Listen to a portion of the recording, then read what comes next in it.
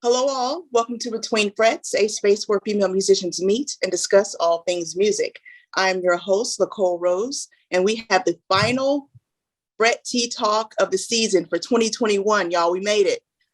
We have Jenny Jam, Shorn Marshall, and we have Karen Autumn Rose. How are you doing, ladies? Doing great. Good. Great. We have a topic for today of it's more than just a gig. So after the chat, we got offline and we had a little more, girl talk. We started talking about it's more than just a gig. So we wanted to bring this topic to you all. So in more than just a gig, we talked about during these unprecedented times of COVID and how the gigs totally stopped and how people, might have found new hobbies or their new love for music. And ladies, wanted to see where you are with that. So how did you develop, more love for music or, less love, more hobbies? How did you make it through this pandemic? And how did you find out it was more than just a gig for you all? I know I can start. I gig a lot with my band, but I also work a full-time job. So when our gigs got canceled in 2020, and I was working a little bit more acoustically at that time, during that time, but it was just nice to be able to, first of all, sleep in on a weekend because I would work Monday through Friday, work remote, and then, I'd have to go to a gig. But here I was able to wake up and get a lot of rest. But also I was able to catch up on stuff that I still love musically. I was able to do more guitar videos. I love doing tutorials. I love sharing on my YouTube page. So I get a lot of interaction on that. And so I found myself really concentrating on that. And then writing a little bit and collaborating, doing a lot of collaborations, actually getting more into my video work and, kind of developing and learning new skills on that end. I actually kind of liked not gigging every weekend. I think that's what I found. But coming out of the pandemic, it was the band just was on full force. And I don't know if that was, a lot of it was because a lot of the booking agents couldn't find bands because everybody was on vacation pretty much, or taking their vacation when things started opening up in the summer. So we were getting booked every weekend. And that was just kind of a little bit too much for me, just getting back into it. And I was working constantly. And I love gigging. I love my band. The gigs aren't bad, but man, it was just, I guess my, mentally and just physically. And I don't know, it's I just wasn't prepared to just jump right back in. So now everything's kind of slowed down and it's cool, but yeah. So that was me. Awesome. What about you, Shorn? Well, I'm like the opposite of Jen. I want to gig. I want to perform because I love to see people in the audience dancing and singing along to my songs. And due to the fact I did barely a little bit before COVID, and then back to the square one. I love doing YouTube videos, and I got a lot of interactions with my crazy comedy unboxings that I got attacked by a freaking box every time I open stuff up. It really did happen. Struggle was really real. Also recording music and all these ideas that I like to mess around with, and now I got producers asking me guitar loops and guitar samples, and he gave me a little idea I think I should sell guitar loops and samples because a lot of producers want my stuff now. So I was in processing on doing that, and then teaching online and mentoring women that wants to be a well-rounded artist came to play. I've been mentoring 2 women, mostly in the DMV so far, and it's been going very well. And now a lot of people asking me about my producing process, and since I did like little short clips, me working on music, playing with different instruments and everything else. And I was like, okay, I think I should do a producer series or something that will probably be a good idea for YouTube and people to learn about how to make your own beats or how to like do your own stuff where it becomes having your own home studio in your house. And now, thank you, Summer, from the last artist that we did a interview from the previous season. Make sure you check that out. She's been like crocheting and stuff like that. And I started going back to crocheting, and then all of a sudden I'm like, it's really relaxing. So stress, get off the stress up and doing all that. And all of a sudden I'm like, I'm doing stuff, I'm wearing stuff that I made. And I was happy about that because I definitely love fashion. I like to get back with that as well. So yeah, I like to expand my creativity in many different ways other than music that will help clear the clutter off my brain that's been like stuck in there for years. And so on a positive note, it shows you can't still be successful during a pandemic, Shorn. What's going on with your streams, girl? Well, Self-Destruct, one of the singles that I released New Year's Day 2021, became over 50,000 streams on Spotify. And I just recently got a second plaque for my second single, Work It, that I released in July on 80,000 streams. And that is getting close to 100K, which is like another milestone that I wasn't expecting to get these much streams from any of my music. I wasn't expecting that at all. But also me learning how to market my music more better, I think that kind of led to that. So that was actually one of the other things that I learned from the pandemic is how to marketing my brand more properly, or more ideas coming in to help marketing my brand, my music, anything that I want to share the whole world with. Awesome. And now we have Karen Autumn Rose was sort of spurred on this topic last week. What do you have going on? It's more than just a gig. And where are you at the Greenville, right? I'm in Greenville right now. Yeah, I was going to go up to New York for my home to see my family. Unfortunately, currently they're having some issues with COVID numbers right now in New York City that I was told. So I'm going to hold off on going back there until after the holidays. Anyway, during the COVID, what happened with me, I still am an instructor, and I teach guitar, bass, and ukulele, piano for the Guitar Center, virtually and in store. So when that closed down, I was just teaching virtually.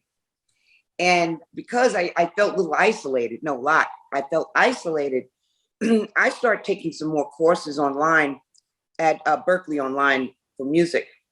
So I took a few courses, and I'm trying to get another certification at Berklee to become a music therapist. And so that's my next, I'm going to actually do a lateral move from teaching in store and teach virtually and become a music therapist. So I'm working on that. I was gigging a lot before, and before we had to lock down. And lately, I've been gigging too much. I think the transition of going back felt overwhelming because for about a year, I wasn't performing live. And now I have been performing in Greenville, South Carolina, the state of South Carolina mainly. And because of the warm temperatures and it's not as densely populated as other major cities like Atlanta, the DMV, New York, and LA, I've been able to perform, but it's been back to back to back. So I'm just trying to get reacclimated to performing. And I'm playing with a couple of outfits. And I'm doing some collaborations with some friends online. And I recently got a call from a very dear friend in Los Angeles. He's an actor. And he said, girl, come on out here and work with some TV and movie soundtracks. So I took him up on it. So soon, in about a month, I'll be heading out west and work on that. And I'm continuing to play, but I've been playing like every week. I have to agree with Jenny Jam. It'll wear you out if it's like not working out for a year, then getting back into it, and you're like, woo, But so that's been really a challenge. But yes, I'm teaching right now ukulele, all three types of guitar: classical, electric, and acoustic, and bass, all genres of music, from worship, gospel, metal, jazz, country, blues, hip hop, you name it. So right now I have about 45 students. So I've been like overwhelmed. First, on lockdown, I had maybe 10. Now I've jumped to 45 and gigging. So I'm just trying to get it together. But I'm happy that we're moving forward with the getting back to work.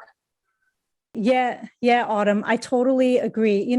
It's like, I think the title of this Fret Tea Talk, it's not just about the gig, Mhm. I just feel like a gig is a gig is a gig is a gig, I mean, whether it's a day job, whether it's, something else that you're doing in your life, not just music, but if it's music, it's like me playing locally. It was just, I don't know. It was just a little too much for me, to have to, work full time. And in my full time job, I'm doing design. So maybe, that's why it was a little overwhelming for me, because I'm using my creativity like 24/7. So whether it's in design, art, or then I'm doing music, it was just a little too much for me. And not that I hate, or I'm not going to say hate, but like being negative towards music and musicians at work. But I don't know. I guess like certain, there's a time when it's like you want to sit back and you're like, I really want to do more stuff. I guess, I think that's like a musician thing though, or a person who in the creative field. I feel like, you always want to do more and you're never satisfied. Right. Branches off and all these other, ideas, Mm-hmm. I'm going to say this too, Jenny, ladies. It's not only the gig, Jenny, I'm piggybacking off that. It's the preparation for the gig too. So it's not just, I have this show tonight. There's rehearsals that are long, and also you have to do your homework at home and learn material or just practice the material. So you add that to the work. So that's what I was feeling like, wow, I'm sitting here for 4 and 6 hours, just, daily practicing for one show or a couple of shows. And so it could be taxing. I mean, you enjoy it, but it's more than just, okay, I'm just going to a gig. Like we show up for work. There's some things you have to prepare for work. Yeah.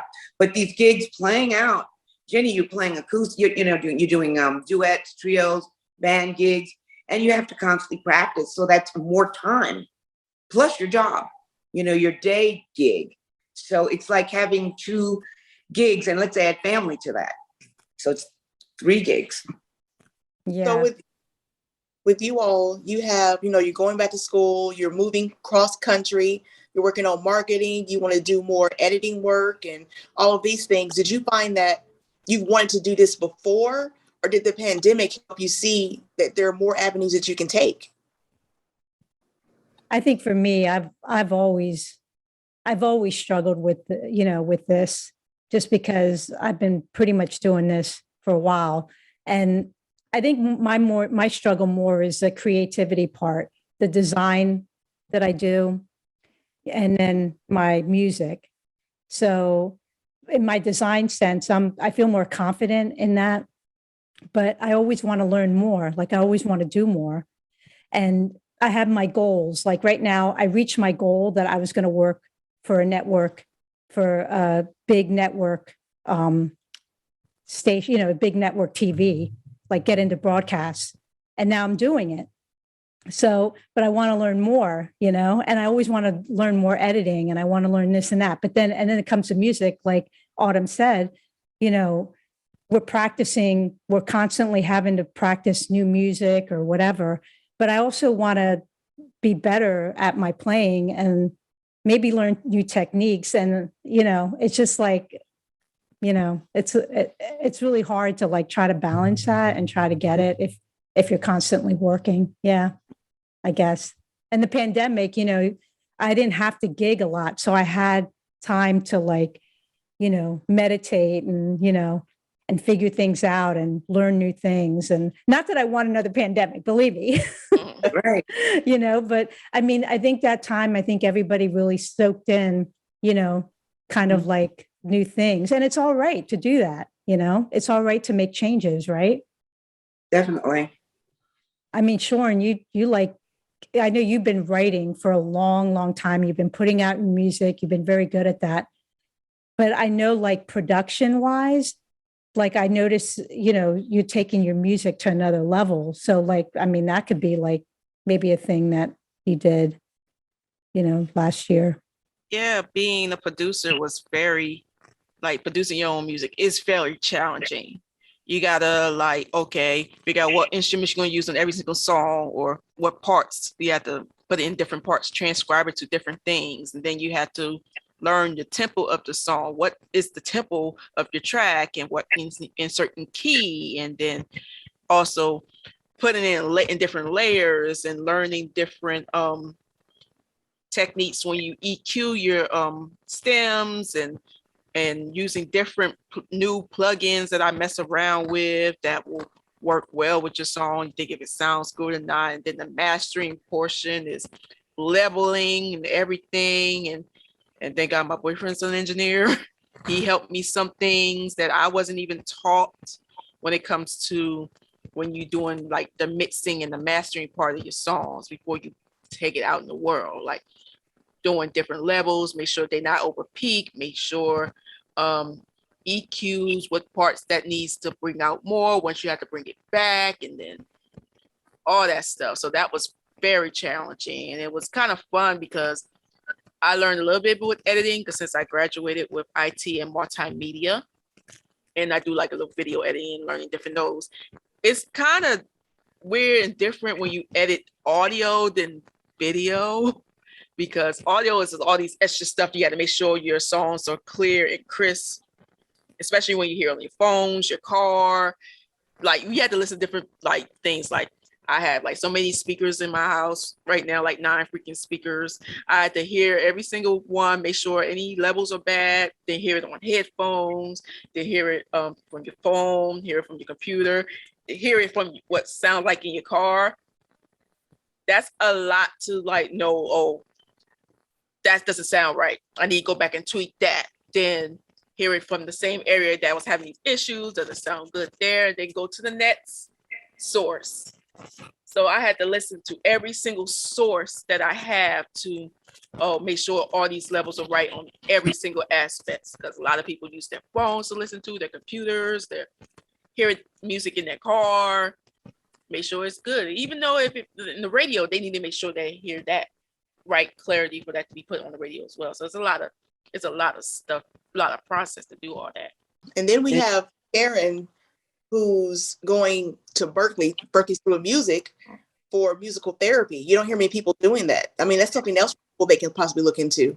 And now that you're doing that, did that spur a move to LA, or is that something totally different? Well, it was just something I thought about. Back years ago, I was a manager at a music store. I'll say it, Sam Ash, and a lady came in and she needed some equipment. And I asked her, I said, well, what do you, she needed something specific. And she says, oh, I'm a music therapist. And I said, oh, wow, that's great. And she told me about it. And it's always been in the back of my mind, but I said, wow, that's awesome. And so with the pandemic, not only I'm a teacher, yes, and I'm a performer and I write, and I'm more of a session player too, when I collab with others. But I thought that, for something like that, to me is giving back. There are people not only from being ill from the pandemic, but there are children and there are people and there are elderly people that have become very sick or injured that need music and they can't come out for it. And to do a sing along and get people involved that are the sick and shut in or they're just disabled, to me, that's giving a gift to people that cannot get out and enjoy a show, something live, and be involved with others, just sing songs and and just have fun. And I'll take my piano or my guitar and just I'm not a great vocalist, but to get everybody involved, to me that's fulfilling. And it's something I've thought about before, but I was like, wow, maybe I should do that. I've been a Berklee alumni for a while, but I went back to take some more courses that are required for that kind of position. But that's just another avenue in music that I would enjoy. It's not just the teaching and the performing. It is performance, but it's different, and it's different everywhere. From, like I said, I can do that anywhere, in any state, and anywhere. So that's something. And again, I could make my own schedule too. So I just want to just do that to give back and to help others have that smile on their face at the end of the day. Just curious, ladies, with the music in your area, every has a certain style of music that they do. You have go-go, you have quartet where Karen is. Did the pandemic say, I think I want to move? I want to get into a different musical scene. What about that? Yeah, I know in DC, there's a lot. It's diverse. Like you said, there's go-go music here, and then there's also the punk scene. So there's like a lot of, I guess, genres around here. But yeah, I've noticed, like just hearing Autumn last week, when we were offline, talk about how she's going to California, and I've been kind of hearing that from just even my coworkers. Like one coworker, we have an office where I work in LA because they do a lot of the talent out there. And she's moving out there, and there's already like my immediate supervisor, my art director, she lives out in LA. So, but yeah, so now one of our coworkers, is moving out there. And then I hear Autumn, she's moving out there. And I'm hearing like all these people are like not moving out to the West Coast, but just kind of moving just for a change of scene. And I've always thought about LA, kind of like being the big music thing. And I don't know, I'd be curious or intrigued to do it, I guess. But yeah. What about you, Sean? The music scene up here is the same, almost like DC, except we don't really do a lot of go-go music unless you're playing Jill Scott songs. But it's a little diverse. Most of the stuff that I be hearing around, mostly the groups in Facebook that I'm in dealing with local musicians that we connect. I hear mostly do a lot of, cover tribute bands. There's do more rock and punk, and I was like, okay, where's the R&B and Philly, hip-hop? right? Yes, I'm like, where's some of that in there? Because everything I hear in the group, when I see in the groups in Facebook, was mostly just rock, punk, metal. I was like, okay, where's the rap? Come on now, where is it? So I usually just stay away from that and trying to find my own sound. And I just like, okay, stuff that I want to enjoy, and I want to share my music through the locals. I have been getting a lot of notice when I post stuff on the groups on Facebook with like my new music, the videos. The person that was in charge of those groups, they really enjoyed it. I was like, we need more music like this in there. And I was like, thank God I did this. That's awesome. That's awesome. This was a great topic, ladies. Anything else y'all want to hit on? Any last points? Sure. I'm going to say, just with Sean and Jenny Jam, we're talking about the music that is unique to a state. Now, again, I'm from New York City, where it's eclectic. I mean, you can go anywhere in New York and it's more international. So you can hear all styles of music. Here in South Carolina, there's the jazz pocket, and then they don't have go-go. Matter of fact, they really don't. But their music here is called shag. And I came here and I was auditioning for a touring band, and they said, do you know any shag music, beach music? So play some beach music. And I said, okay, sir. And I was in Georgia for this audition. I started playing the song from the Ventures, thinking it's surf music, like beach music from the California. And they said, no, no, no, beach music. I said, well, what do you mean like beach music? You know, they said, no, we do. So they played some music for me, what they consider beach music. And it is actually soul music, let's say right before Motown, when it was that the platter sound morphing into the Motown sound. I was like, oh, really? So yeah, so I had to learn their beach music. And it's, you know, when you go outside of South Carolina, they're like, what's beach music? So I think every city or in state, they have their signature music, like Philly. But I play with a cover band here, and we do a lot of 90s R&B, and they're a great band. But again, it's only for certain groups of people when you do that. And when I play with another band, it's like everything from Sesame Street to Journey to, old rock, some pop. So it's a mixed bag. They don't do too much rap here, and not too much metal in the cover bands. I don't hear that. But yeah, it's different. So yeah, beach music. I was like, who knew? Yeah, I never heard of that. Yeah. Yeah. The platters, the coasters, that's weird. Well, when I say the platters or the coasters, we're talking 50s, 60s. Yeah. There was a time, the chairman of the board and the Tams, and I played with all these people, and I didn't know. And when I said, oh, I'm playing with the Tams or the Swinging Medallions, they go, oh, wow, that's big time. And then I was in South Carolina, and I needed a t-shirt, and it was at Walmart, and I bought a t-shirt that said Clemson, and I didn't, it just looked nice. Everybody said, oh, you went to Clemson. It's a big deal.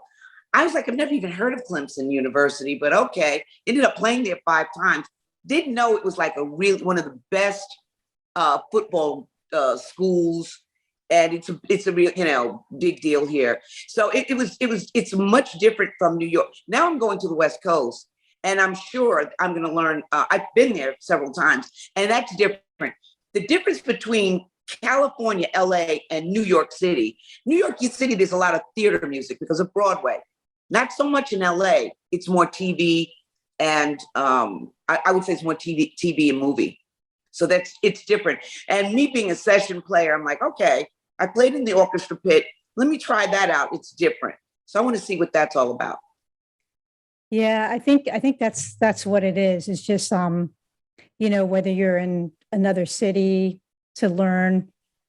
I think that's what we need, like the creatives, is just learning new things and keeping yourself happy. I think like if you think about it, how long will we be doing this? I think we'd be doing this till the very end. Like you see the artists out there, they're like, Gladys Knight, how old is she? And she's still out there, doing her thing. So I think, with us, either going to a different city or joining a new band or checking out a new Facebook group or something like that.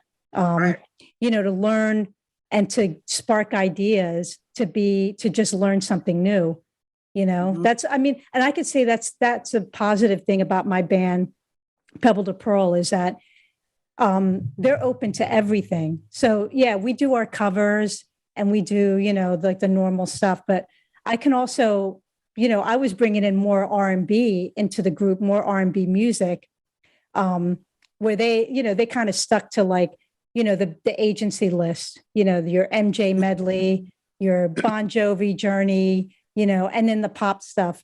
But I'm bringing in, some Mays and, Jill Scott, and stuff like that, where they would never do that. And even acoustically, I've been bringing that in, just for us to be different, because sometimes I will get bored playing the same stuff, Yeah. But, so I guess that's like the takeaway of this whole thing is, just find your lane, keep going, I guess. Don't give up, even if you're in a slump or you're not feeling it, right? It'll get better. Yeah, I agree with you ladies that I think it's not only unique to music. I think as what has been going on the last couple of years, people are reinventing themselves, saying, you know what, I don't want to do this job anymore. Maybe I'm going to be my own contractor. I'm going to be a barber.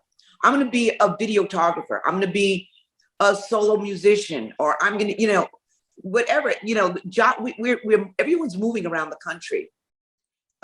There's a mass migration from just everywhere. And people are finding, something they've done before, something new. And that's what I think is going on. People are like, I want to do something else, something different.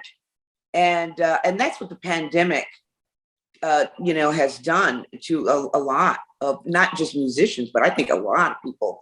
They decided to, whatever hobby they had, they're going to make it into a profession. So it's something, there's definitely a shift. And definitely to piggyback how Jenny opened it perfectly, to say like a gig can be anything. A gig can be your daily job, whether you're working, in an office, whether you're doing music, whatever it may be. And like Karen said, don't be afraid to move. Don't be afraid to change it up. Music will be here. So if you need that break, take the break, it come back. And that break might, spark something new in you. You never know. Mm-hmm. This was a great topic, ladies. And we made it to the end of the year. Yay! We made it, y'all. So thank y'all for a great season. And from the Fret Sisters, we have Jenny Jam, Shorn Marshall, and Karen Autumn Rose. We'll see y'all next year. Later. Yay. Happy holidays and a happy new year, 22. Yay. Happy New Year. Happy holidays.